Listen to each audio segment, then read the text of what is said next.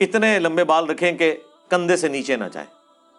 کندھے سے نیچے جائیں گے تو عورتوں کی مشابہت ہے. وہ بخاری میں حدیث ہے، ان مردوں پہ لعنت جو عورتوں کی مشابہت کرتی ہیں، اور ان عورتوں پہ لعنت جو مردوں کی مشابہت کرتی ہیں.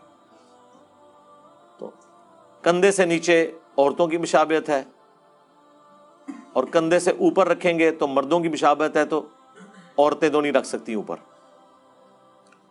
عورتیں بال کٹوا سکتی ہیں، صحیح مسلم میں موجود ہے، بخاری میں بھی کچھ حصہ ہے.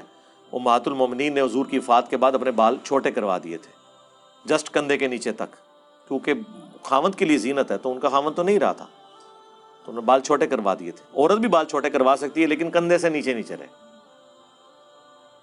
اور کندھے سے نیچے اگر مرد رکھے گا تو باقی پونی کر سکتے ہیں، سنت ہے، صحابہ کرام بھی کرتے تھے. نبی الاسلام بھی، بخاری مسلم میں آتا ہے کہ دائیں بائیں اما عائشہ کہتی ہیں میں آپ کے بال کنگھی کرتی تھی اور اس کو پھر چپکا دیتی تھی.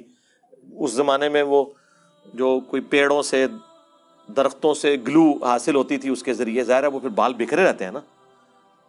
آج کل تو ہیئر کیچ آپ لگا سکتے ہیں، پونی کاٹ سکتے ہیں، لیکن اس میں صرف یہ ہے کہ بخاری مسلم میں حدیث ہے کہ جب آپ نماز پڑھنے کے لیے کھڑے ہوں گے نا، پھر آپ نے اپنی پونی کھول دینی ہے.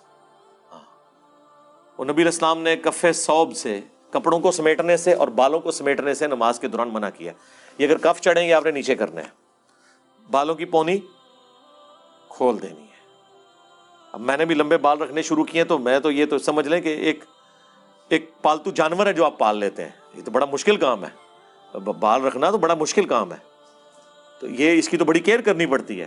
اور میرے جیسے بندے کے پاس اتنا ٹائم ہی نہیں ہے کہ ان چکروں میں نے صرف اس لیے رکھ لیے کہ میں چونکہ عموماً روزانہ 2 دفعہ تو غسل کرتا ہوں تو رکھ سکتا ہوں، ادروائز تو جوئیں پڑ جاتی ہیں ان بالوں میں اور آپ کو کرنا پڑتا ہے. تو پھر ہیئر کیچ میں یوز کرتا ہوں، تو پھر نماز کے وقت میں نے یاد رکھ کے وہ ہیئر کیچ اتارنا ہوتا ہے.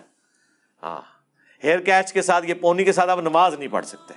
ویسے آپ باندھ سکتے ہیں لیکن نماز کے وقت آپ نے وہ ہیئر کیچ یا پونی کھولنی ہے.